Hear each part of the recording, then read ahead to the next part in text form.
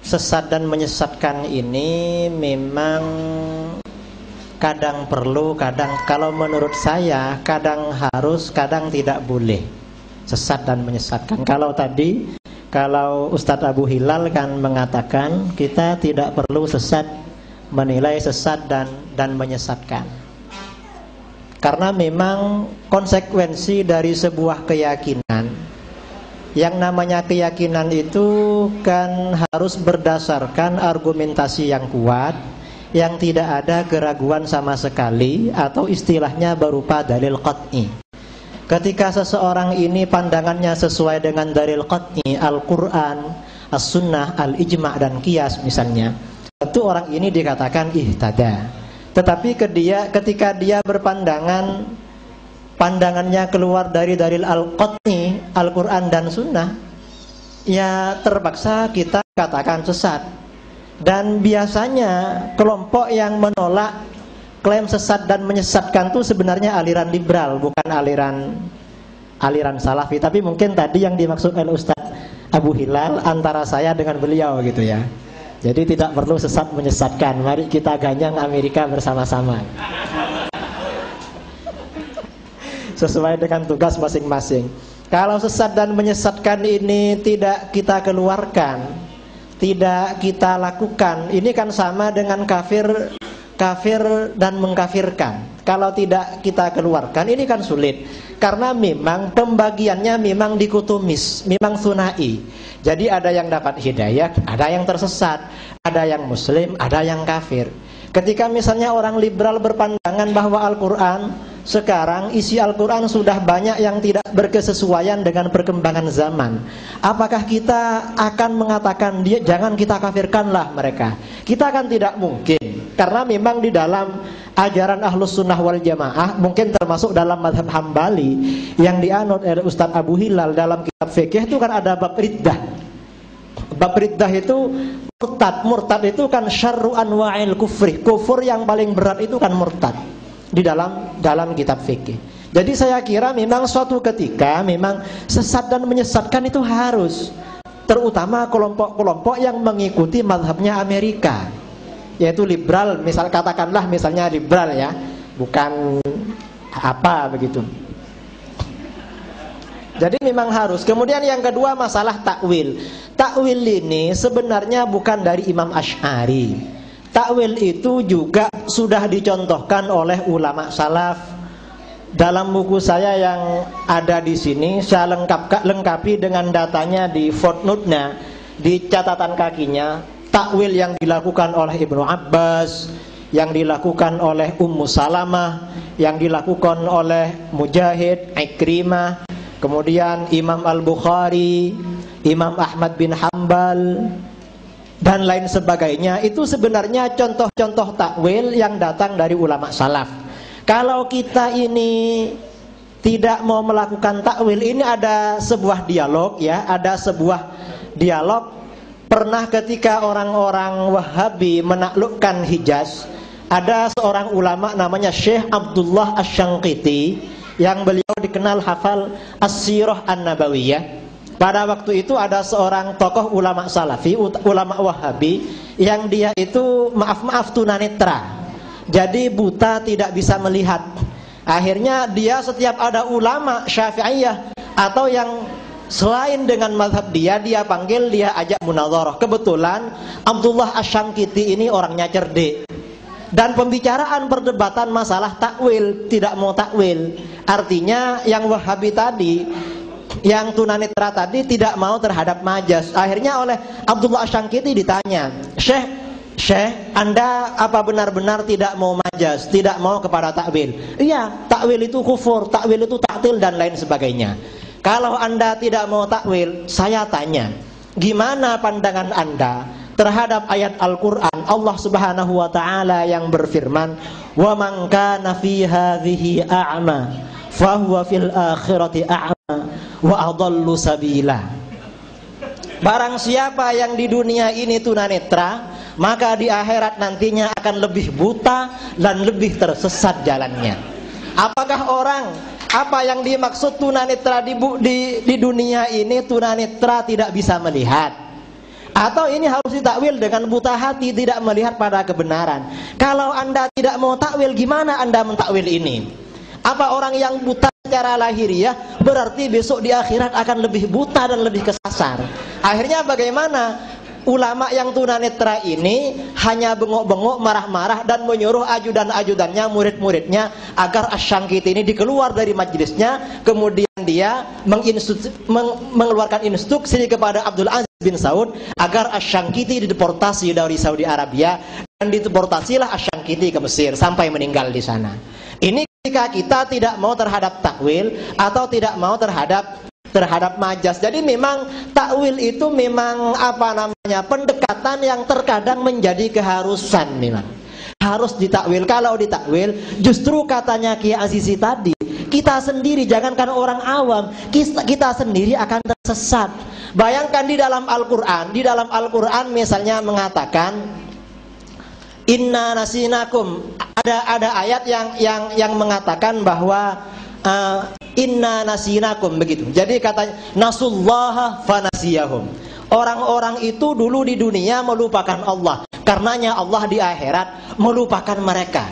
Ini kalau kita takwilkan ini berbahaya. Berarti kalau begitu Allah itu punya sifat lupa.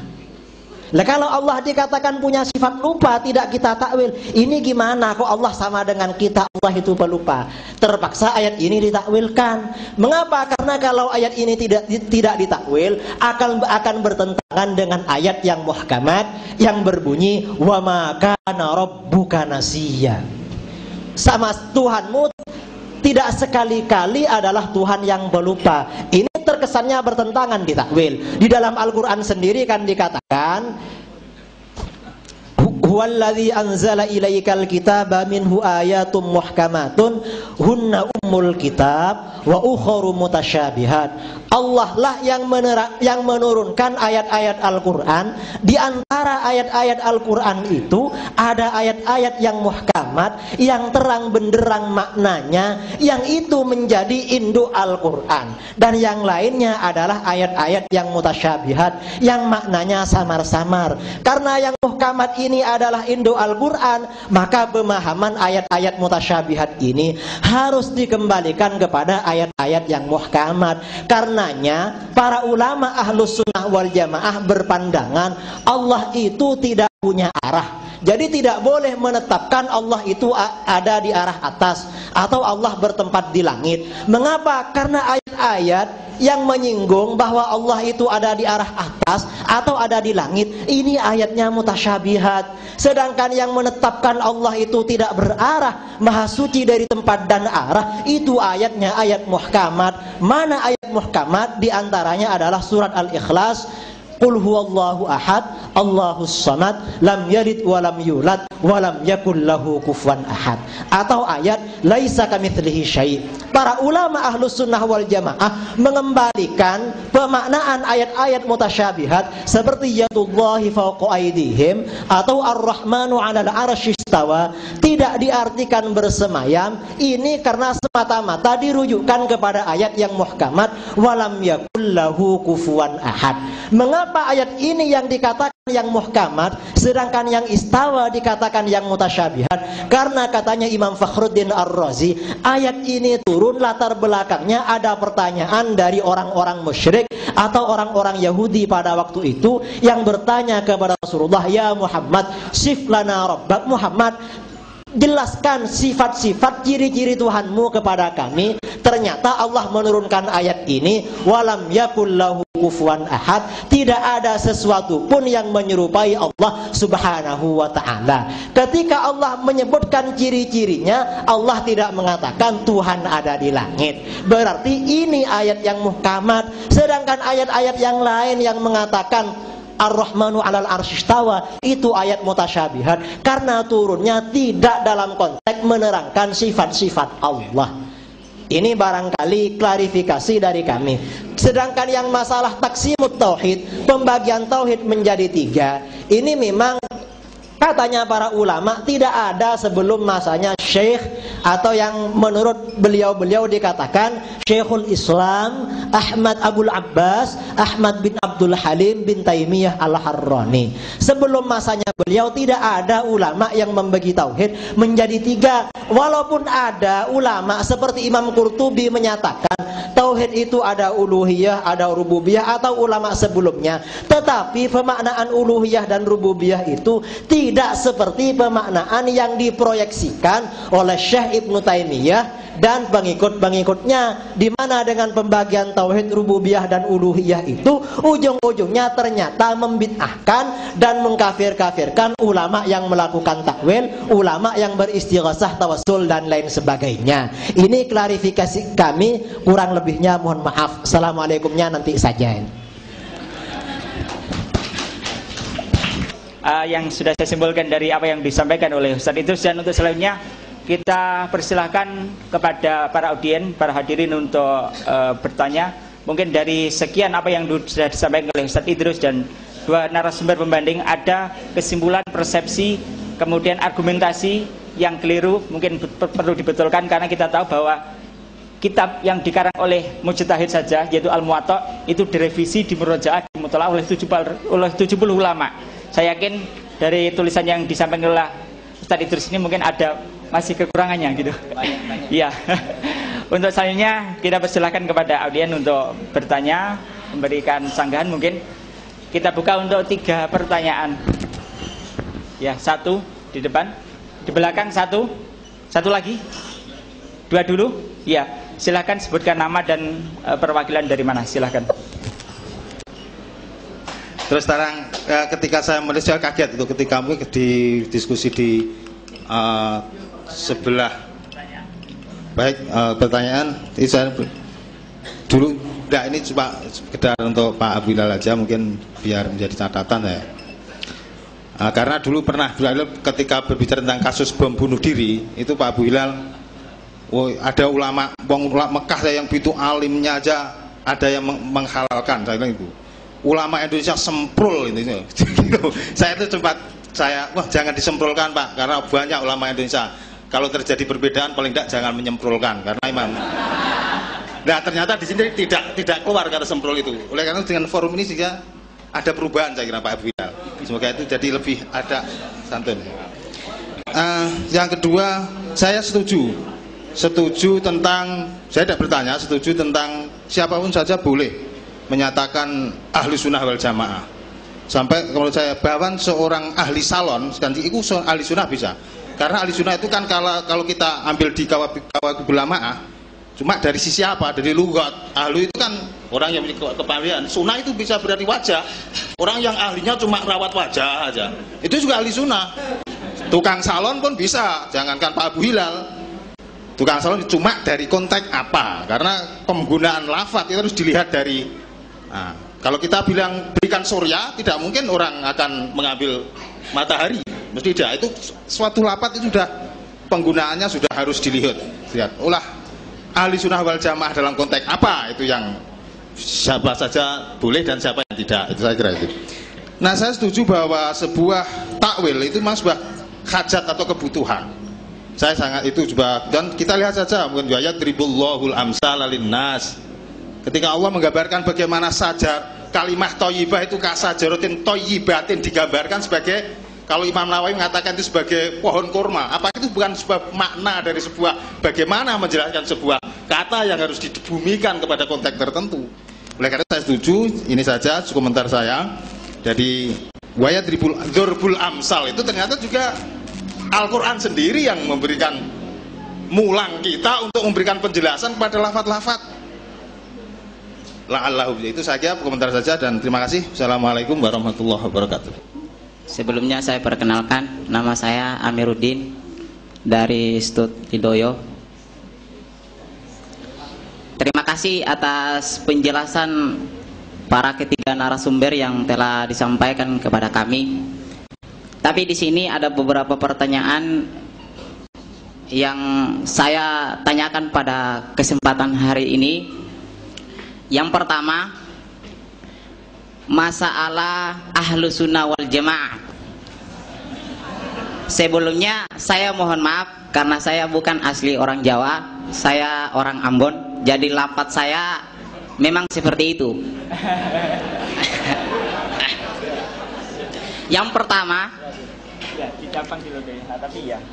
kalau seandainya, ini timbul pertanyaan yang pertama, kalau seandainya kita mengatakan kita itu adalah Ahlus Sunnah wal Jamaah, saya kembalikan kepada satu kaidah yang dipaparkan oleh Ahlus Sunnah wal Jamaah yang berkaitan dengan ta'wil, yang mana kaidah ini berbunyi al-istiwa ma'lumun wal imanu bihi wajibun wa kaifiyatu anhu majhulun wa su'alu anhu bid'atun. Al-istiwa itu sudah maklum, sudah seluruh orang itu mengetahuinya. Kemudian al-imanu bihi, beriman kepada al-istiwa itu sudah harus kita beriman kalau seandainya kita mengatakan kita itu adalah Ahlus Sunnah wal Jamaah. Kemudian yang kedua, kalau seandainya kita mengatakan kaifiyah, bagaimana itu Allah itu beristiwa, maka ini adalah sesuatu yang majhul, tidak ada seorang manusia pun yang mengetahuinya. Ini kembali kepada statement yang dikeluarkan oleh Ahlus Sunnah wal Jamaah. Kemudian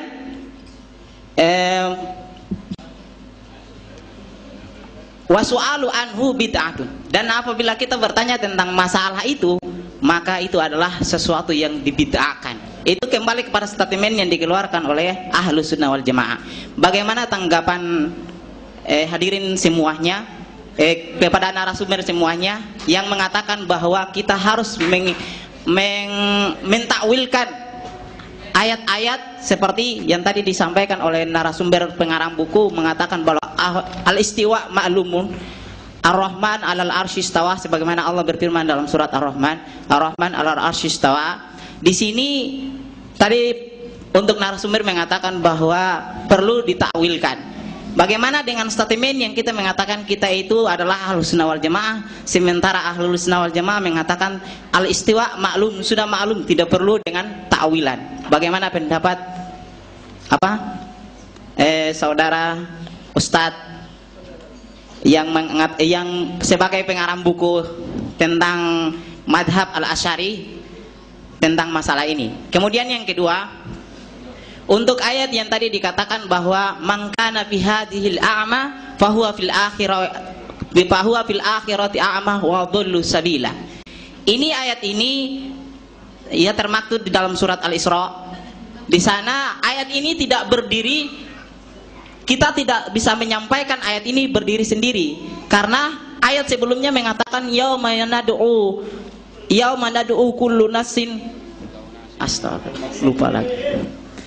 Jadi ayat ini dengan ayat yang sebelumnya dengan ayat yang setelahnya ini dia mempunyai asbab musababnya, sehingga di sana dikatakan bahwa yang dimaksudkan dengan wa'adhallu sabila, karena di dunia itu dia adalah orang yang buta, itu buta dalam memahami kebenaran, bukan buta dalam mentakwilkan sesuatu yang telah ditetapkan oleh Allah Subhanahu wa taala. Mungkin ini dulu dari saya, kurang dan lebihnya kami mohon maaf. Assalamualaikum warahmatullahi wabarakatuh. Waalaikumsalam warahmatullahi wabarakatuh. Tolong ya, kalau saya bicara itu diperhatikan supaya tidak salah tafsir. Saya tidak melarang takwil, tidak. Kami katakan dari awal perbedaannya adalah Ahlus Sunnah manhajnya ala Ahmad bin Hanbal itu tidak berani mentakwilkan cara berlebihan ayat-ayat yang berkaitan dengan sifat-sifat Allah, cuma itu aja.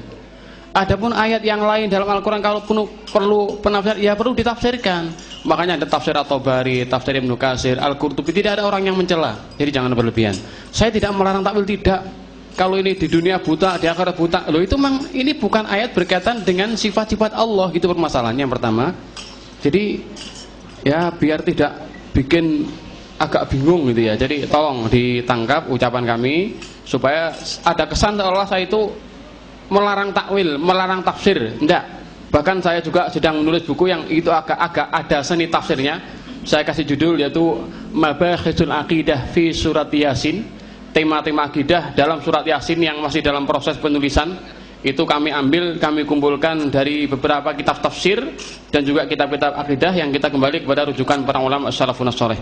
Itu tafsir diperlukan. Cuma dalam ayat sifat-sifat Allah ini yang perlu ada suatu perbedaan yang cukup kuat antara Imam Ahmad dengan kelompok yang lain. Ini yang pertama. Kemudian yang kedua, memang masalah takwil ini masalah yang cukup gitu ya. Ucapan yang semacam itu yang disampaikan oleh akhuna Amir tadi itu pernah ditanyakan kepada Syekhul Islam Ibnu Taimiyah. Bapak bisa baca dalam Majmu' Fatawa di juz yang ketiga dalam Tauhid Rububiyah. Di juz yang ketiga itu dijelaskan Ibnu Taimiyah ditanya tentang al-istiwa. Maka Ibnu Taimiyah dengan mengutip waqila li Abi Abdullah Malik, dikatakan kepada Abu Abdullah Imam Malik mengatakan, ya Abu Abdurrahman ar-Rahman alal arsy kaifal istiwa. Ya Abu Abdullah, Allah itu beristiwa atas arsy, kaifa istiwanya? Maka Imam Malik mengatakan al-istiwa'u ma'lum wal kaifu majhul wal imanu bi wajib wasu'alu anhu bid'ah akhriju hadzal rajul fa innahu mubtadi. Itu kata Imam Malik rahimahullah. Ketika ada orang bertanya, ya Imam, bagaimana toh istiwanya Allah itu kayak apa? Dia mengatakan istiwa itu maklum. Tentang bagaimananya tidak ada seorang pun yang tahu. Kenapa? Karena perkara yang gaib. Wal imanu bi wajib, iman kepada istiwanya Allah merupakan perkara yang wajib. Wasu'alu anhu bid'ah, bertanya bid'ah. Akhirnya Imam Malik mengambil tongkatnya, dipukul kepalanya tawa gitu, dikeluarkan akhriju hadzal rajul fa innahu mubtadi. Keluarkan, ini ahli bid'ah, sudah enggak boleh masuk majelisnya Imam Malik. Karena apa? Cuma bid'ah qaul. Semacam ini ulama salah. Maka saya cantumkan di tulisan yang terakhir ini tentang istiwanya Allah Subhanahu wa taala. Saya cantumkan ada lebih dari mungkin 50 ayat, ada 40 hadis yang kami kumpulkan, dan juga ada pendapat para ulama. Saya bacakan yang menetapkan istiwanya Allah tentang fauqiyatullah, ketinggian Allah, dan di atasnya Allah, di atas semua makhluknya. Pertama adalah Imam Abu Hanifah, Imam Abu Mu'ti Hakam bin Abdullah Al-Balkhi, Imam Qadi Tajuddin Abdul Khaliq bin Ulwan, Imam Sufyan Ats-Tsauri. Kami cantumkan ini cuma sekitar 41. 40-nya saya mengenang guru saya Imam Syafi'i, saya masukkan nomor 40. Kemudian Imam Ahmad, imam saya masukkan nomor 41. Walaupun masih ratusan kalau kita kumpulkan. Itu bisa dilihat dalam Tabaqat Kubra Ibnu Sa'ad, juga bisa dilihat dalam kitab yang cukup jelas masa Imamnya Imam Az-Zahabi telah mengarang kitab namanya Al-Ulu Al-Aliyil Kabir. Dijelaskan oleh Imam Az-Zahabi tentang al-ulu, sifatul istiwa. Istiwa maknanya adalah al-ulu, ketinggian Allah di atas semua makhluknya. Ini ayatnya kita cantumkan. Berapa dalil ya? Ada banyak ayat, ada 40 hadis sahih yang kami cantumkan di sini. Ya nanti baca aja lah begitu ya. Di makalah ini kalau saya sampaikan itu. Jadi masalah itu adalah masalah yang betul dijaga oleh para ulama terdahulu. Makanya ketika Imam Malik ditanya al-istiwa kaifa ya Imam, al-istiwa maklum wal kaif majhul, sudah enggak usah kamu tanya masalah itu. Karena apa? Karena ini adalah wewenang Allah. Saya mau tanya, bolehkah kita mentakwilkan sesuatu zat yang maha gaib, yang kita serba mutlak enggak tahu sama sekali tentang Allah Subhanahu wa taala? Kalau saya katakan pabrik Jepang telah mengeluarkan mobil Lexus 2010, kemudian saya tanyakan kepada Anda, menurut Anda bagaimana mobil Lexus 2010 Jepang, bagaimana? Anda mengatakan mobil Lexus Jepang itu warnanya biru, rodanya 9, setirnya 2 atau setirnya 1 di tengah misalkan, betul apa salah? Kalau ada orang yang berani menafsirkan Lexusnya Jepang tahun 2010 yang hanya perkara duniawi itu, jelas akan bohongnya dia, salahnya dia, lebih-lebih mentakwilkan sifat-sifat Allah. Kok sok tahu Anda gitu tentang Allah Subhanahu wa taala? Makanya para ulama menjaga. Jadi saya Utsaimin, saya mohon maaf itu guru saya belajar daripada beliau sekitar 2 tahun lamanya. Saya mulazamah sama beliau. Saya Utsaimin orang yang sangat alim. Beliau adalah hafal Kutubut Tis'ah, hafal 2 kepala. Saya bukan bohong saya. Dia hafal kitab Fathul Bari itu hafal 2 kepala. Kitab apa itu? Qamus Lisanul Arab itu hafal 2 kepala itu. Subhanallah, tafsir Ibnu Katsir, tafsir Tabari hafal 2 kepala. Itu bukan omong kosong. Orang yang sangat alim, kalau dia melarang mentakwilkan, bukan berarti seperti tadi Pak Kiai Haji. Jadi kalau kita nggak boleh mentakwilkan begini, tahu Allah, tahu sifat, nggak boleh tahu ada arah, kita kan nggak tahu. Misalkan ini kan menafikan arah bagi Allah. Masalah ini, oleh karena itulah masalah penetapan arah bagi Allah Subhanahu wa taala, manhaj Ahlussunnah. Sebelum mazhab Asy'ari itu muncul, dia mengatakan tidak menetapkan arah bagi Allah dan tidak menafikan arah bagi Allah. Karena apa? Karena memang banyak dalam Al-Quran yang ditulis oleh Syekh Wahbah. Ada buku bagus, bukunya ada di dalam mobil. Saya siap bertanggung jawab atas buku yang saya kutip. Ada kitab judulnya Mabahithul Aqidah fi Suratiz Zumar. tema-tema pembahasan akidah dalam surah Az-Zumar. Ternyata dalam Al-Quran itu lebih dari 200 ayat yang menyebutkan ketinggian dan keatasan Allah atas semua hambanya. Apakah akan kita ingkari hanya cuma mentakwilkan ayat Allah Subhanahu wa taala? Inilah yang kita cukup waspada. Saya tidak berani mentakwilkan sifat-sifat Allah Subhanahu wa taala, maka saya menerima sesuai dengan zahirnya Allah itu berada di atas arsy-Nya, istiwa kaifa biduni kaif wala tasbih wala ta'til wala tamtsil. Allah menjelaskan laisa kamitsli syai'un wa huwas syami'ul basir. Ini yang kami yakini. Jadi bukan menganggap orang nanti kalau nggak mentakwilkan malah bodoh, tidak. Buktinya apa? Syekh Utsaimin itu nggak mentakwilkan ayat, pinter dia. Bisa ngarang tafsir, bisa ngarang apa itu? Maaf, bukan mengarang tafsir. Dia berikan komentar masalah tafsir. Dia masalah syarahnya Riyadhus Shalihin, berbagai kitab. Lebih dari 250 kitab yang beliau tulis, padahal dia nggak mentakwilkan ayat Allah. Kok pinter dia? Kok kita yang suka mentakwilkan, mana sih karya kita? Mana perjuangan kita? Mana jihad kita? Ulama Salafi Saudi, saya mohon maaf kalau ada emosi, inilah ciri khas Abu Hilal. Tegas, tidak pernah kompromi dalam masalah kebatilan, ya. Saya mohon maaf ya. Jadi saya mohon maaf kalau ulama-ulama Salafi Saudi Arabia tidak sebagaimana yang digambarkan dalam buku, tidak. Maka jelaskan di sini dalam tulisan saya, dijelaskan oleh guru saya juga, Syekh Dr. Salman Al-Uda, yang dia dipenjara selama 4 tahun oleh pemerintah Saudi. Ketika dia ditangkap, saya pulang karena saya pun jadikan target penangkapan pemerintah Saudi Arabia ketika itu. Kalimat sawadul a'zam itu tidak selamanya jumlah mayoritas, karena dalam hadis yang lain dari Auf bin Malik telah menjelaskan kalimat sawadul a'zam, golongan mayoritas ketika itu maknanya adalah dalam jumlah hadis yang lain, yaitu makana ala misli ma anaili wa ashabi. Yang dikatakan sawadul a'zam adalah orang-orang yang mengikuti petunjuk Rasulullah. Jadi nggak banyak. Makanya ahlu sunnah itu termasuk al-ghuraba. Ahlu sunnah itu bukan mayoritas, bukan, tapi di mana-mana ahlu sunnah mesti ghuraba, mesti asing. Sebagaimana keterasingan umat Islam dari agama yang lain, maka ahlu sunnah, orang yang menegakkan Al-Quran dan sunnah Rasulullah, mesti asing. Karena apa? Karena saking banyaknya ahlu bid'ah wal jamaah. Maaf, mungkin saya salah ucap. Oleh karena itulah ahlu sunnah di sini untuk menjaga keterasingan al-ghurabanya itu. Jadi dalam kitab Silsilah Rasail Ghuraba ada 4 jilid itu jelaskan untuk menjaga ahlu sunnah itu menjaga keterasingannya dengan apa? Yang pertama adalah takwinul jamaatil muslimah. Ahlu sunnah senantiasa membentuk jamaatul kaum muslimin dalam satu pimpinan, dalam satu amir, dalam satu khilafah. Ini usaha ahlu sunnah wal jamaah. Oleh karena itu ada batasannya, kadang diperbolehkan, kadang juga tidak diperbolehkan. Saya mohon maaf kalau saya kurang santun. Wassalamualaikum warahmatullahi wabarakatuh. Pertanyaan yang pertama yang ditujukan kepada saya, statement Ahlus Sunnah wal Jamaah tentang istiwa. Memang seperti disampaikan tadi oleh Ustadz Abu Hilal, statement ini di dalam sejarah pertama kali memang dinyatakan oleh Al-Imam Abu Abdillah Malik bin Anas Al-Asbahi, pendiri madhab Maliki.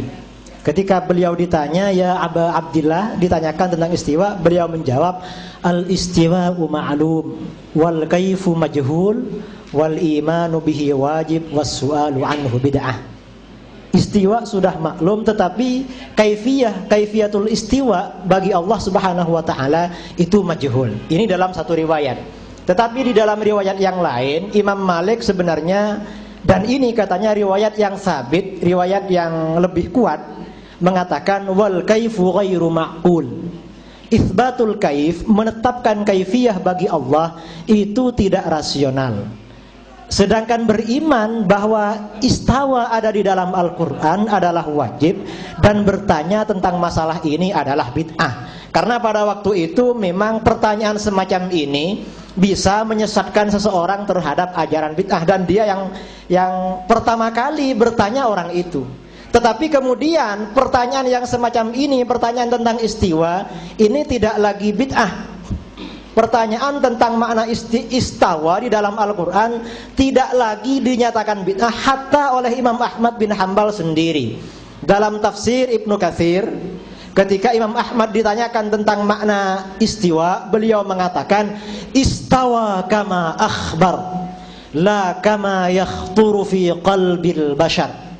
Allah itu beristiwa sesuai dengan yang disampaikan oleh Allah di dalam Al-Quran, tidak seperti yang terlintas di dalam hati manusia siapapun. Ini jawaban Imam Ahmad yang sangat tegas seperti diriwayatkan oleh Al-Imam Ibnu Katsir di dalam Tafsirul Qur'anil Azim.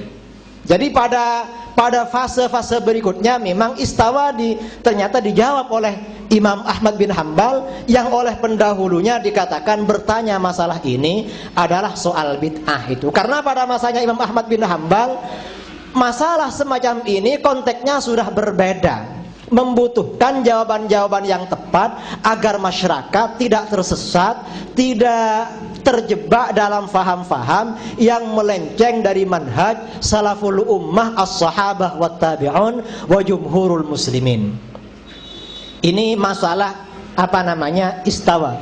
Kemudian masalah takwil ya. Saya mohon maaf kalau saya tadi memang salah kutip tentang masalah takwil, tetapi kalau takwil ayatus sifat ini dinafikan sama sekali dari ulama salaf. Ini ada kesangsian, sangat iskal. Mengapa? Karena ada sekian banyak riwayat dari ulama salaf yang mentakwil terhadap ayat-ayat sifat.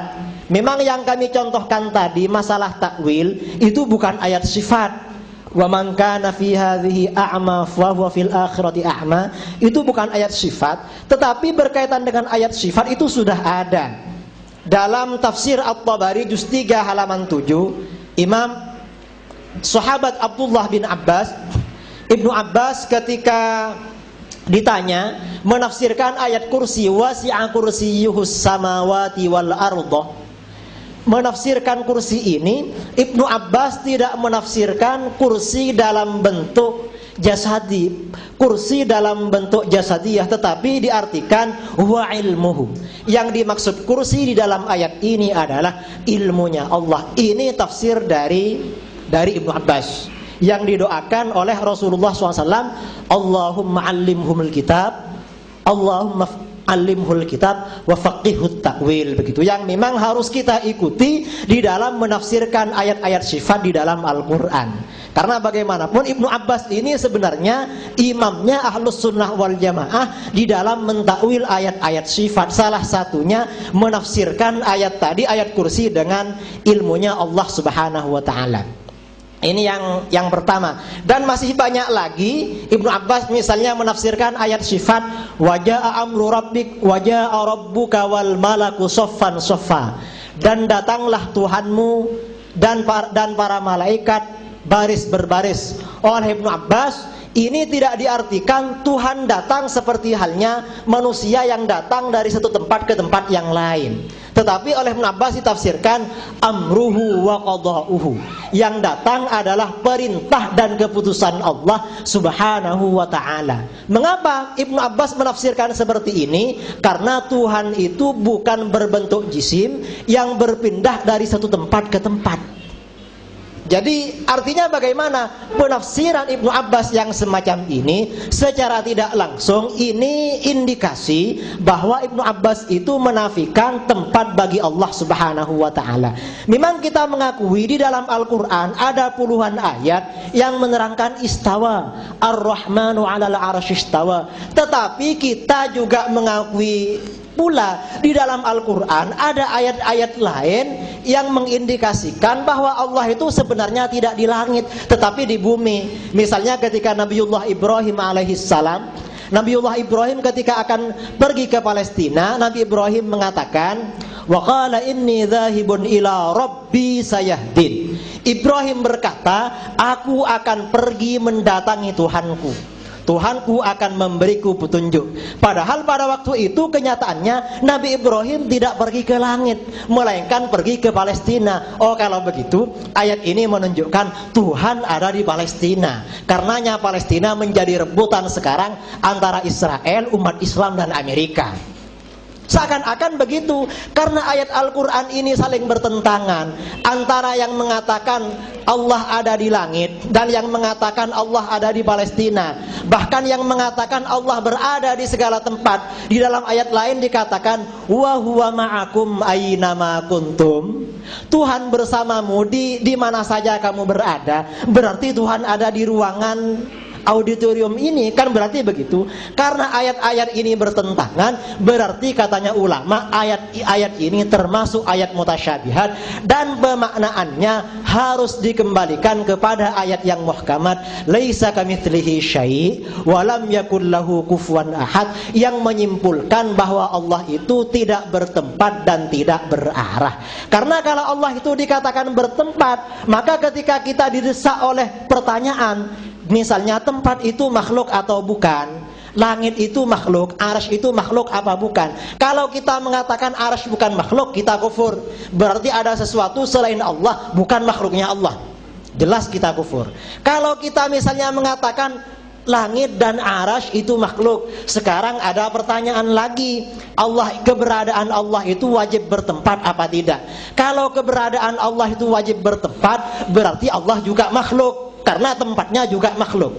Kalau mengatakan Allah itu tidak boleh bertempat, berarti sekarang kita boleh bertanya, sebelum adanya langit dan arsy, Allah ada di mana? Katanya arsy dan langit makhluk. Oh, sebelum adanya arsy dan langit Allah tidak bertempat. Kalau memang sebelum adanya langit dan arsy Allah tidak bertempat, begitu pula sekarang Allah juga tidak perlu bertempat. Ini sebenarnya pemahaman yang diikuti oleh mazhab Asy'ari, yang ini juga embrionya datang dari mazhab salafus soleh, dari sahabat, tabi'in dan lain sebagainya. Adapun ayat-ayat yang mengatakan bahwa yang menerangkan fauqiyatullah itu katanya para ulama seperti kitab Fathul Bari yang dikarang oleh Al-Hafidz Ibnu Hajar Al-Asqalani, yang katanya dihafal oleh guru beliau Syekh Muhammad bin Shalih Al-Utsaimin. Beliau katanya Fathul Bari, bagaimanapun menurut saya insya Allah yang mengarang Fathul Bari, walaupun Syekh Al-Utsaimin itu lebih alim dari kita, tapi pengarang Fathul Bari lebih alim daripada Syekh Al-Utsaimin. Saya yakin seperti itu. Insya Allah walaupun Syekh Al-Utsaimin juga merasa dirinya masih di bawahnya Syekh Ibnu Hajar Al-Asqalani, pengarang Fathul Bari. Pengarang Fathul Bari di dalam kitabnya Fathul Bari mengatakan bahwa fauqiyah yang ada di dalam hadis-hadis dan ayat Al-Quran itu bukan fauqiyatul hassi atau fauqiyatul hissi, bukan fauqiyah secara indrawi, tetapi fauqiyatul rutbah. Derajat Allah lebih tinggi daripada derajat makhluknya. Karena kalau ketinggian itu diukur dengan tempat, maka berarti bisa saja presiden derajatnya lebih rendah daripada ajudannya. Karena ketika presiden itu berbicara, presiden duduk, kadang ajudannya berdiri di belakangnya, kadang ajudannya ada di lantai atas megang tembak itu.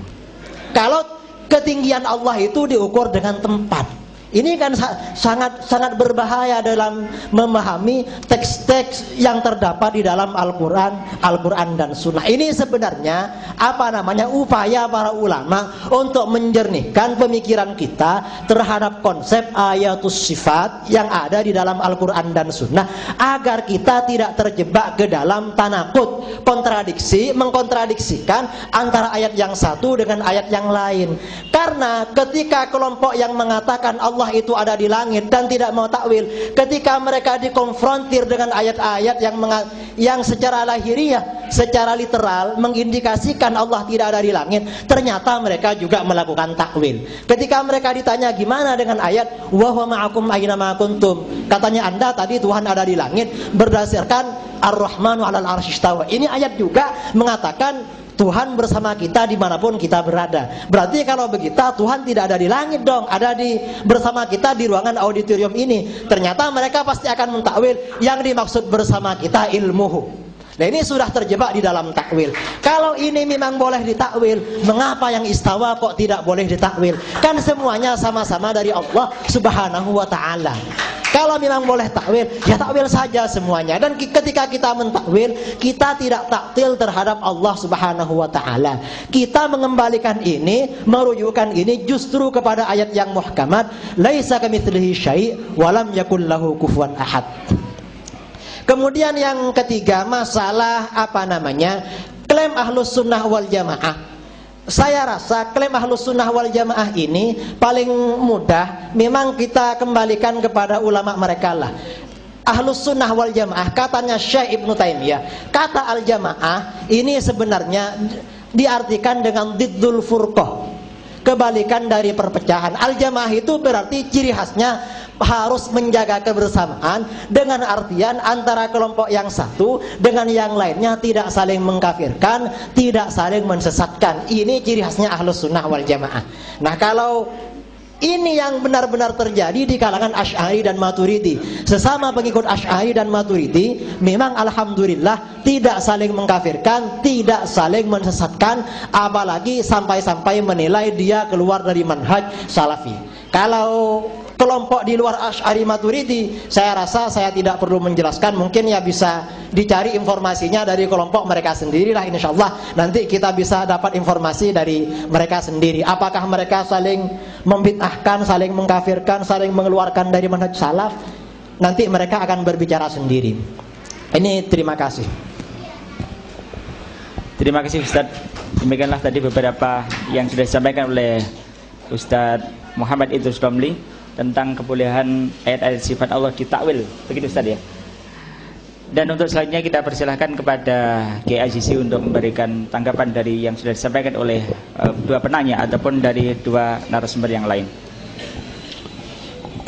Terima kasih. Perlu kita ketahui, setelahnya kita sudah berbicara panjang akan semakin nampak, semakin jelas. Untuk pertama tadi belum jelas apakah benar mengklaim Allah itu di atas apa tidak. Tapi ternyata setelahnya berbicara panjang telah mengakui bahwa Allah di atas. Cuman atas mahwal atas sama atur kamal atas. Ini yang perlu kita. Memang bahasa Arab itu tidak bisa diterjemah dengan bahasa Indonesia. Kalau di atas alangkah jauhnya Allah, padahal Allah mengatakan fa idza salaka ibadi anni fa inni qarib. Kok di atas langit, di atas segalanya, walau tambah aduh malian kan.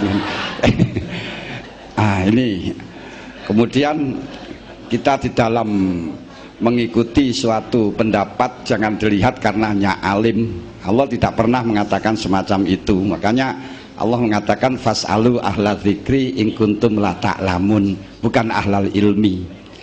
Karena apa? Memang dalam firman Allah, innalladzina taqau idza massahum ta'ifum minasyaiton yadzakkaru fa idza hum mubsyirun. Orang yang ahli zikir mesti orang takwa, orang takwa mesti orang alim belum tentu ahli takwa, orang ahli takwa belum tentu ahli zikir. Makanya perintahnya itu fas'alu ahla dzikri, bukan ahlal ilmi. Makanya kalau kita katakan ahlul ilmi seperti Bal'am itu ala alim ala alamah, ternyata ya orang kafir. Dan saya pernah dulu itu di Pondok Lirboyo ada Signijon itu paham, Pak tafsir Jalalain paham, apal bukan paham, apal tafsir Ibnu Katsir apal. Sampai Yai Makrus mengatakan di Kediri tidak ada orang yang lebih alim daripada Signijon. Di Lirboyo 2 bulan, di Mayan 4 bulan. Namun dengan Yai Makrus diperintahkan iman begitu saja, tidak mau. Dia orang talis, memang sengaja untuk mempelajari ajaran Islam. Kemudian setelahnya ditanya kenapa tidak mau, karena tidak dapat hidayah Yai. Makanya yang paling yang paling pokok itu adalah bukan ilmunya tapi hudannya. Oleh karenanya saya ingat sabda Rasul yang dikutip oleh Imam Ghazali dalam kitab Ihya, inna aktsara anil jannah al balhu. Akeh-akeh sing mlebu swarga malah sing bodoh. Kenapa? Gak macem-macem pikirannya, gak punya takwilan. Ini kita ketahui. Kemudian saya tahu juga dalam hadis Bukhari ketika Rasulullah Isra Mi'raj, di situ ketemu dengan Nabi Ibrahim. Setelahnya Nabi Ibrahim mengetahui orang-orang berzina didoakan, wata'ahu fahalaka. Kemudian mengetahui orang-orang mencuri didoakan, fahalaka.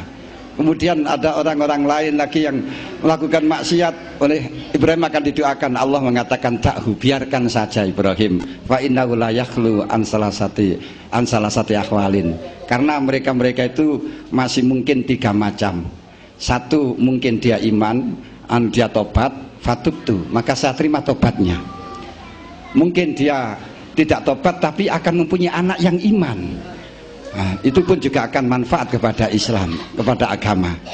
Kemudian yang ketiga, mungkin dia tidak tobat dan tidak punya keturunan iman, maka dia juga akan di neraka.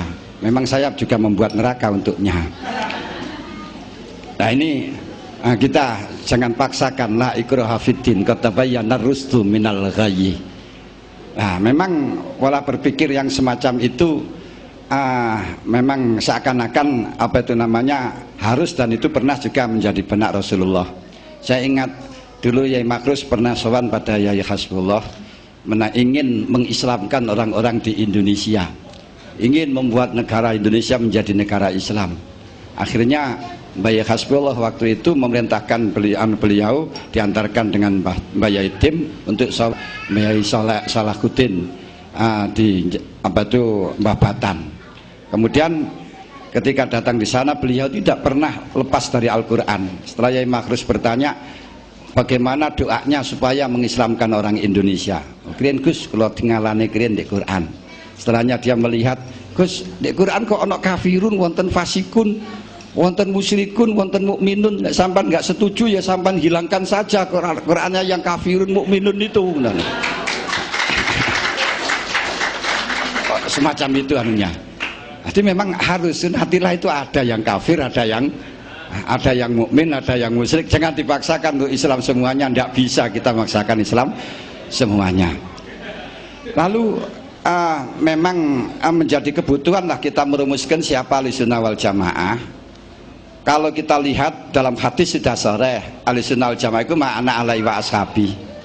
Cuman ketika zaman Rasul enak sih ma'ana wa alaihi ashabi, tapi setelahnya zaman Rasul wafat itu saja sudah berpecah antara onok Khawarij, berpecah antara Syiah, terus ada Jumhur. Siapa yang di situ Ahlussunnah wal Jamaah? Karena mereka itu juga sahabat, Khawarij itu juga sahabat, Syiah itu juga sahabat. Lalu sing ma'ana alaihi wa ashabi itu siapa?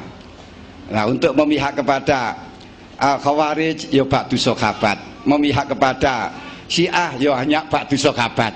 Maka di situ yang ada belum nama Ahlussunnah wal Jamaah, tapi hanya mazhabnya Jumhur yang mengakui kebenaran semuanya sahabat. Dan itu belum juga muncul perbedaan yang sangat tajam. Tapi setelahnya itu baru ada lagi pada zaman tabi'in muncul Mu'tazilah, tambah lagi. Dan Mu'tazilah itu juga ma'ana alaihi wa ashabi, juga mengikuti semua, membenarkan semuanya sahabat, mengikuti semuanya sahabat. Nah, lalu dengan adanya Mu'tazilah membenarkan sahabat, tapi di dalam pandangannya sudah berbeda dengan Jumhur yang ditulis oleh Ustadz Idrus ketika Mu'tazilah keluar dari Wasil bin Atta. Itu permasalahannya apa? Karena telah bertanya masalah pandangan orang yang sangat ekstrim, yaitu dari golongan Mu'tazilah, dan sangat eksklusif dari Murji'ah, di mana orang yang ekstrim mengatakan orang dosa besar semuanya kafir, yang sehingga tidak bisa masuk pada neraka, tidak bisa masuk surga dengan dalil azani la yazni hina yazni bahwa mukminun. Kemudian dari Murji'ah mengatakan bahwa orang-orang yang mukmin walaupun berbuat maksiat bagaimanapun tetap tidak apa-apa, sebagaimana orang kafir berbuat ibadah tidak ada apa-apanya. Makanya orang maksiat kalau mukmin tetap masuk surga. Nah di situ Mu'tazilah Wasil bin Atta mulai berpendapat sendiri, mengatakan menurut saya mereka tidak iman dan tidak kafir. Padahal yang itu dulu tidak ada, dan dia juga mengaku sebagai Ahlussunnah wal Jamaah dan juga mengaku sebagai ma'ana alaihi wa ashabi. Nah, dia muncul ada manzilun bainal manzilaten dan seterusnya sampai seterusnya, sehingga pada waktu itu saja sudah sulit siapa sih sing Ahlussunnah wal Jamaah. Baru waktu itu namanya dari Mu'tazilah mengatakan ahlul adli wa ahlut tauhid. Dan ahlu tauhid itu memang dalam Quran juga ada, dalam kitab juga ada. Akan tetapi itu untuk nama kelompok tidak ada. Nama kelompok ahlul idza utlika ahlul ahli ahlul tauhid wa ahlul adli wal murad bihim al mu'tazilah. Dan kemudian waktu munculnya Asy'ari dan munculnya Maturidi, dan disitulah mulai mengklaim mereka-mereka itu golongan Ahlussunnah wal Jamaah, dan orang-orang lain juga dari Madzhabul Arba'ah dan Hanabilah juga sebagian, tidak semuanya Hanabilah, hanya aksarul Fudola'ul Hanabilah yang mengikuti kepada Asy'ari dan juga mengikuti kepada Maturidi. Nah di situ muncul nama baru yang sudah diklaim, sudah dibuat nama istilah Ahlussunnah wal Jamaah dengan nama kelompok. Maka kalau kita berbicara urusan Ahlussunnah wal Jamaah, kita berbicara soal istilah yang sudah dipakai oleh kelompok. Apakah berbicara ma'ana alaihi wa ashabi? Kalau berbicara soal kelompok, itu sudah diklaim dengan Asy'ariyah wal Maturidiyah, dan kitab-kitab manapun telah mengatakan idza utlika Ahlussunnah wal Jamaah wal murad bihi Asy'ariyah wal Maturidiyah. Sebagaimana Arema, kalau Arema itu bisa ditafsir arek Madiun, arek Magelang, arek Malang, tapi setelahnya diklaim Arema itu anak Malang, maka tidak bisa arek Madiun membuat istilah Arema, walaupun toh juga bisa namanya Arema. Nah, tinggal kita buat yang mana gitulah namanya. Ini untuk masalah nama dari Ahlussunnah wal Jamaah ini berdasarkan sejarah. Nah, sedangkan sejarah inilah banyak yang dipolitisir.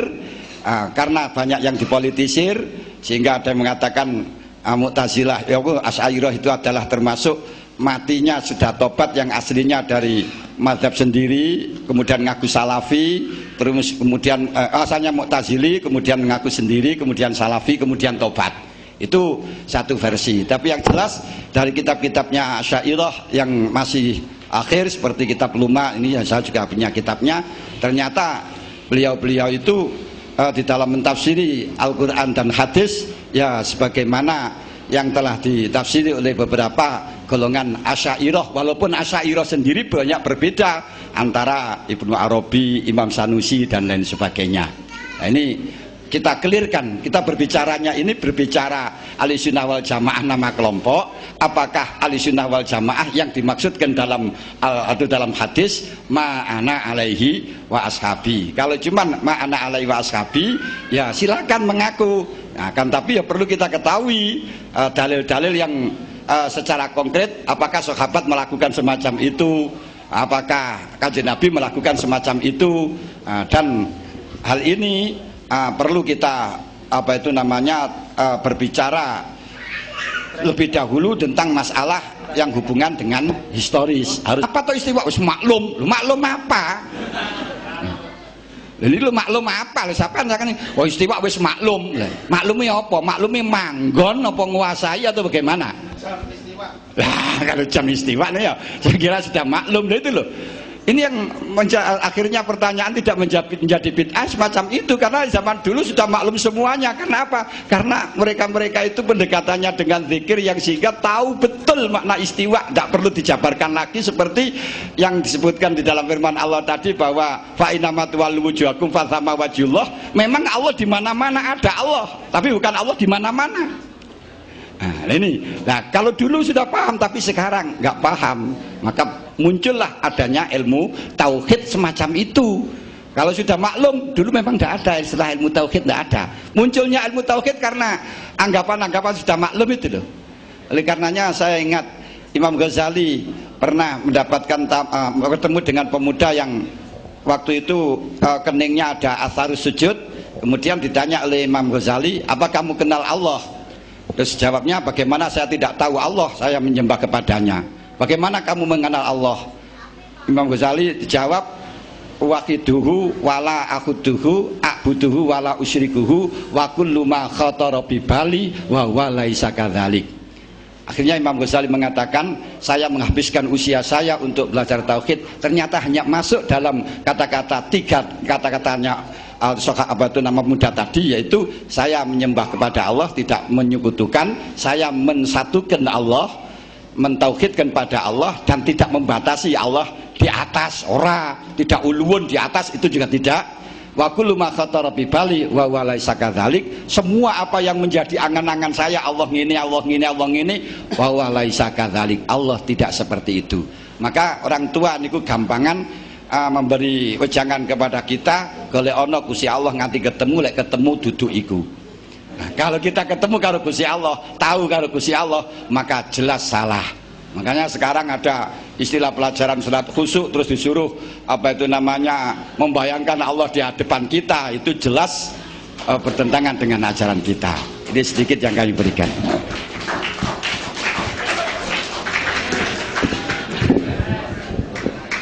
Terima kasih kami sampaikan beberapa uraian yang sudah disampaikan oleh Kiai Sisi, tidak perlu saya simpulkan.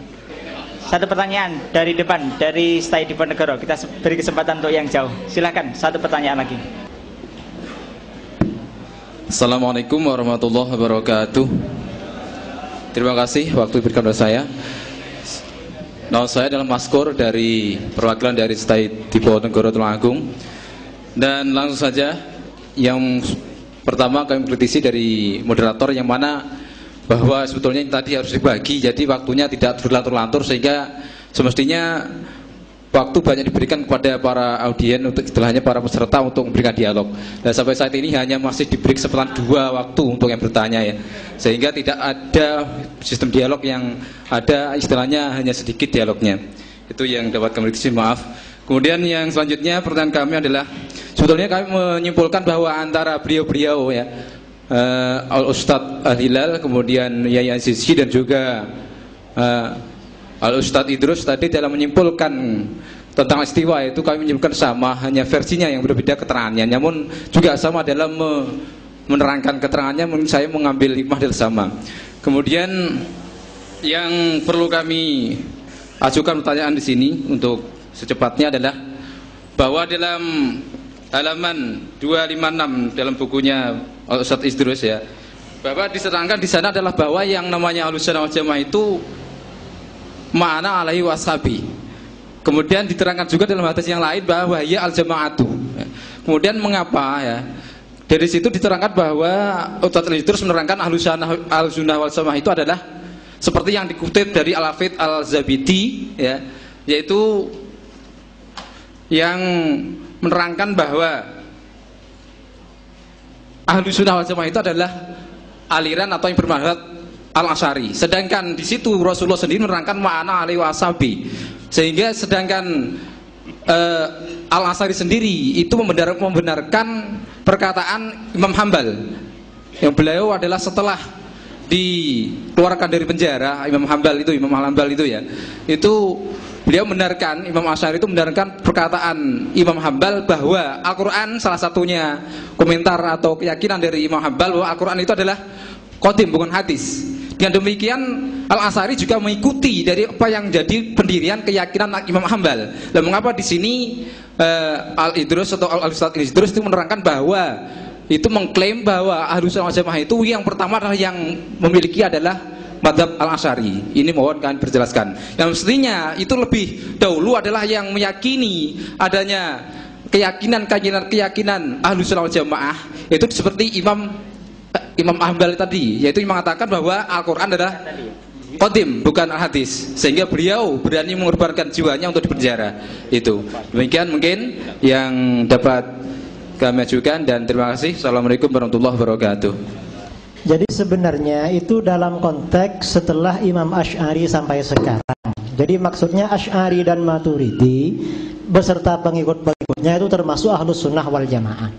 Ini bukan berarti menafikan kalau begitu sebelum adanya Asy'ariyah dan Maturidiyah Ahlussunnah wal Jamaah tidak ada. Bukan berarti seperti itu. Saya jelaskan lebih rinci. Ahlussunnah wal Jamaah sebagai sebuah nama, seperti yang disampaikan oleh Ustadz Abu Hilal sendiri, itu sebenarnya sudah ada sejak generasi terakhir masa sahabat. Karena di antara para sahabat sudah ada yang mulai menyebutkan nama-nama Ahlussunnah wal Jamaah.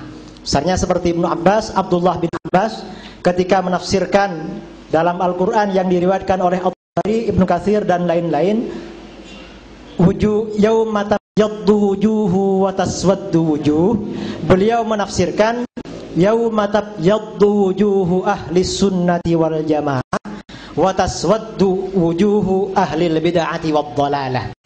Di dalam kitab-kitab tafsir sudah ada nama Ahlus Sunnah wal Jamaah. Kalau Ahlus Sunnah wal Jamaah ini sebagai sebuah nama, namanya memang lahir pada masa-masa generasi terakhir sahabat. Tetapi Ahlus Sunnah wal Jamaah itu sebagai sebuah ajaran, ajarannya memang ajaran Islam itu sendiri yang diajarkan oleh Rasulullah beserta para sahabat-sahabatnya. Jadi jangan disalahpahami masalah istilah seperti ini. Sama dengan Nahdlatul Ulama, NU itu adanya sejak kapan? Kalau NU adanya sejak didirikan oleh Ki Hasyim Asy'ari beserta kiai-kiai yang lain. Tetapi kalau yang ditanyakan berkaitan dengan ajaran NU, misalnya seperti tahlilan, atau misalnya seperti abda ubis, baca tiba dan lain sebagainya, jauh sebelum NU itu dilahirkan ajaran-ajarannya sudah ada. Justru lahirnya Nahdlatul Ulama untuk mempertahankan, membentengi ajaran-ajaran salaf yang sudah ada sebelumnya. Sama dengan lahirnya mazhab Asy'ari dan Al-Maturidi, ini sebenarnya dalam konteks untuk mempertahankan dan membela ajaran-ajaran yang diajarkan oleh Rasulullah, para sahabat, ulama salaf yang soleh, termasuk pula oleh Imam Ahmad bin Hanbal. Meskipun antara kami Asy'ariyah dan Maturidiyah terjadi penafsiran, terjadi perbedaan dalam menafsirkan ideologi Ahmad bin Hanbal sendiri. Jadi walaupun tadi misalnya Ustadz Abu Hilal mengatakan, loh kalau begitu kamu Imam Asy'ari mengikuti kami karena dia mengklaim mengikuti Ahmad bin Hanbal. Itu sebenarnya tidak demikian sebenarnya. Karena pemikiran Imam Ahmad bin Hanbal yang ditafsirkan oleh Asy'ariyah itu berbeda dengan pemikiran Ahmad bin Hanbal yang ditafsirkan oleh kelompok Salafi. Jadi saya terima kasih. Terima kasih kami sampaikan kepada Ustaz Idrus. Dan untuk yang terakhir kita beri kesempatan pada narasumber pembanding untuk memberikan komentar terhadap apa yang tadi sudah disampaikan oleh narasumber yang lain. Untuk yang pertama kita kasih kesempatan kepada Ustaz Abu Hilal, 10 menit Ustaz. 5 ya, ya udah 5 menit aja Pak. Jadi masalah ini adalah gini Pak ya, kami jelaskan kembali. Memang terjadi perbedaan dan saling klaim Pak. Jadi sah-sah saja saya katakan. Kelompok Asy'ariyah mengaku dia paling Ahlus Sunnah boleh, Salafi mengklaim boleh, karena kita lihat sama-sama punya dasar. Cuma perbedaan sedikit saja, yaitu dalam di dalam menafsirkan ayat sifat ya, ada yang berlebihan dan tidak. Sebenarnya Ahlus Sunnah wal Jamaah itu berkaitan dengan suatu keyakinan. Kalau dia definisikan, itu bisa dilihat dalam kitab Aqidatus Salafiyah lil Firqatin Najiyah, juga bisa dilihat dalam kitab Al-Aqidatus Salafiyah baina Ahmad bin Hanbal wa Ahmad ibn Taimiyah, juga dalam kitab Bukhus fil Aqidah Ahli Sunnah wal Jamaah.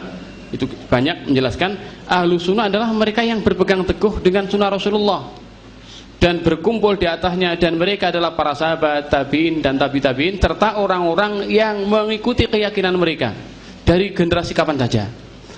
Dalam Ahlus Sunnah itu bukan cuma satu keyakinan asma wa sifat, tapi banyak keyakinan. Dijelaskan oleh Imam Abu Ismail As-Sabuni dalam kitabnya Aqidatus Salaf wa Ashabil Hadis, belum menjelaskan ada 10 pokok keyakinan Ahlus Sunnah wal Jamaah itu.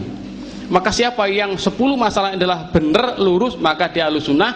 Dan barang siapa yang 10 pokok yang tidak lurus, dia boleh jadi akan termasuk kepada al-firqatul halikah.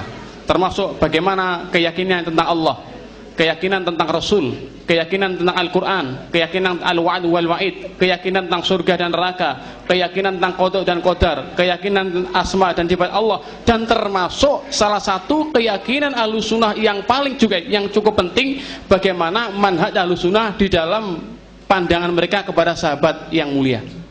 Maka saya mohon maaf kalau saya cukup mengkritisi yang sampaikan Pak Kiai Azizi yang mengatakan kalau sahabat ada yang Khawarij, ada yang Syiah, saya kira kok cukup berlebihan.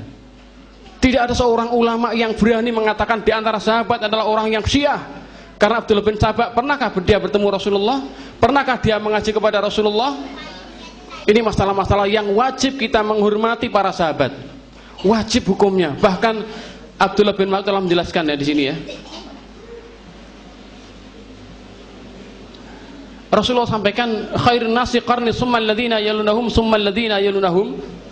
Sebaik generasi adalah generasiku, yaitu para sahabat, kemudian setelah mereka, kemudian setelah mereka. Kalau Rasulullah sampai katakan sahabat merupakan generasi yang terbaik, Kalau memang benar Syiah itu zaman sahabat adalah sahabatnya Nabi, Murji'ah sahabatnya Nabi, Khawarij sahabatnya Nabi, alangkah buruknya sahabat Rasulullah. Mungkin boleh jadi kalau begitu kita bisa mengambil Syiahnya, kita bisa mengambil Murji'ahnya, bahkan mungkin kita bisa mengambil kufurnya karena mereka semuanya sahabatnya Rasulullah.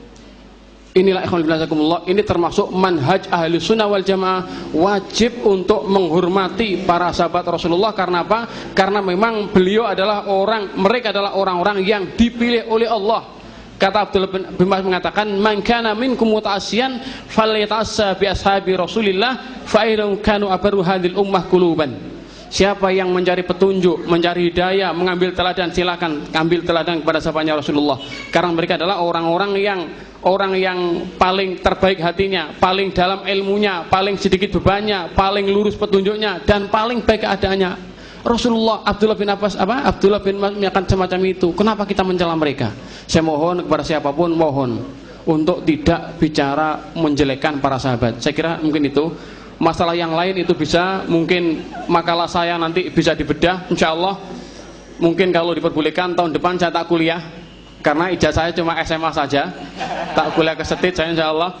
Dan mungkin di waktu yang sama mahasiswa akan saya ajak bedah buku saya, insya Allah ada 3 jilid, juga buku-buku yang lain insya Allah. Terima kasih atas segala sekalian. Assalamualaikum warahmatullahi wabarakatuh. Terima kasih. Untuk yang terakhir kita beri kesempatan kepada Kiai Sisi untuk menyampaikan beberapa hal yang sudah disampaikan oleh Ustaz Abu Hilal. Ada 7 menit Ustaz. Terima kasih. Kalau untuk yang ditanyakan tadi bahwa kenapa Asy'ariyah Maturidiyah, sebenarnya tadi saya sudah berbicara. Kita berbicara itu Ahlussunnah wal Jamaah yang dimaksudkan dengan ma'ana alaihi wa ashabi, apa yang dimaksudkan dengan yang sudah digunakan untuk nama kelompok. Nah, kalau kita berbicara yang disebutkan ma'ana alaihi wa ashabi, semuanya tidak ada yang tahu. Jadi seperti Sa'labah itu sahabat Nabi yang kemudian mencelek gara-gara masalahnya terprovokator dengan urusan dunia. Nah itu juga termasuk khairul qurun. Iya benar kalau ashab, tapi ba'du sahabat. Kita tahu asalnya pertengkaran antara adanya Khawarij, adanya Syiah. Ini permasalahannya karena dipicu antaranya Sayyidina Ali karramallahu wajhah dengan Muawiyah. Itu semuanya sahabat. Saya katakan semuanya sahabat. Udulun, ada kesalahan, akan tetapi walaupun salah kita katakan itu baik karena dilihat dari ibadahnya yang sangat besar, dekatnya kepada Allah yang sangat besar. Yang saya katakan tadi, semuanya itu mengaku mengikuti sahabat Rasul. Pendukung Muawiyah juga mengatakan sahabat Rasul itu juga. Pendukung Ali juga sahabat Rasul. Pendukung Khawarij itu juga sahabat Rasul, mengikuti mengatakan ma'ana alaihi washabi, gitu maksudnya. Ma'ana alaihi washabi. Akan tapi karena semuanya mengatakan ma'ana alaihi washabi, yang disiara kita ikuti mana yang betul-betul ma'ana alaihi washabi, perlu ada penjelasan. Maka di situ yang masih jumhur. Waktu itu belum ada istilah Ahlussunnah wal Jamaah, walaupun ada di dalam hadis tapi belum dijadikan nama kelompok. Nah, jumhur.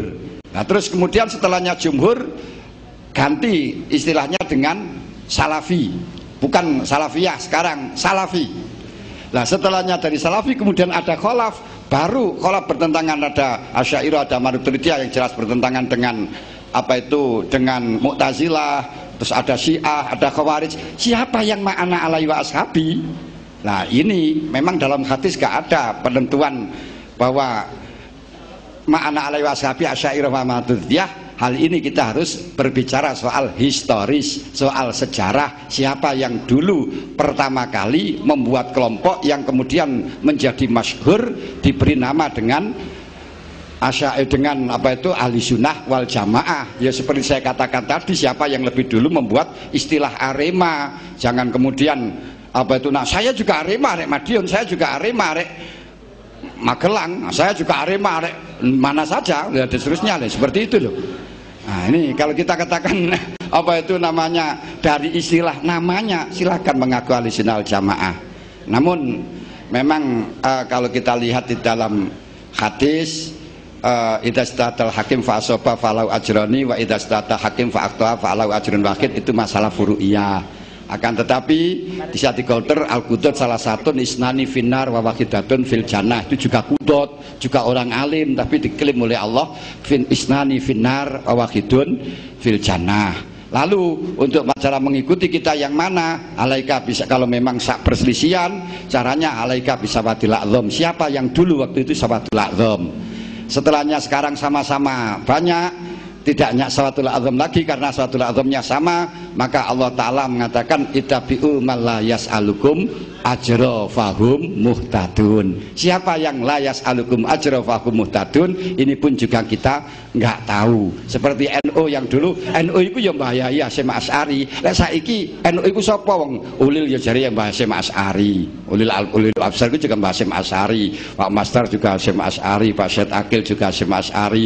Semuanya juga Mbah Hasyim Asy'ari. Terus sakniki sapa to sing NU iku? Nah, ini perlu kita buat NU niku yang resmi yang sekarang itu dipimpin sementara ini Pak Hasyim, yang ulil bukan, walaupun toh mengaku dari ya Hasyim Asy'ari, kan semacam itu loh yo. Hanya semacam itu. Kalau kita katakan NU yang mestinya mendirikan pendirinya jelas, tapi setelahnya ke bawah kita nggak kenal. Oleh karenanya perlu adanya pengkajian yang semacam ini, dan tentunya kita nggak luput dari sejarah. Karena dibatasi 7 menit ya, sebenarnya saya kalau bicara dibatasi nggak pati tenang. Tapi karena dibatasi ya sudah apa-apalah, nggak melalui waktu. Wallahu a'lam. Terima kasih Kiai. Demikianlah beberapa penjelasan yang sudah disampaikan oleh Kiai Azizi dan juga para narasumber yang lain. Waktu tepat jam 1, acara kita tutup bersama dengan bacaan Alhamdulillahirabbil alamin. Kepada narasumber kami ucapkan terima kasih atas kesediaannya untuk berdiskusi pada siang hari ini.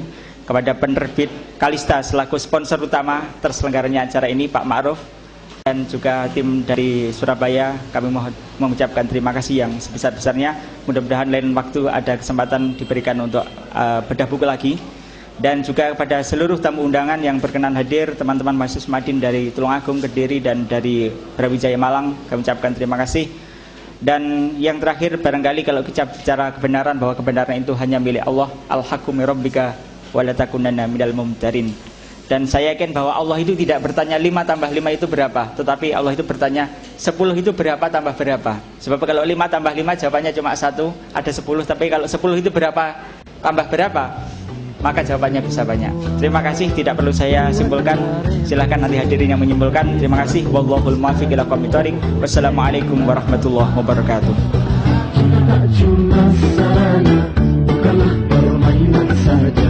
Cinta tak cuma sarana, bukanlah permainan saja. Adalah akhlak istana cinta sepanjang raja. Kalau menjadi abu di dalam api asmara, dari daftar wujud itu hilangkanlah nama saya. Cinta tak cuma sarana.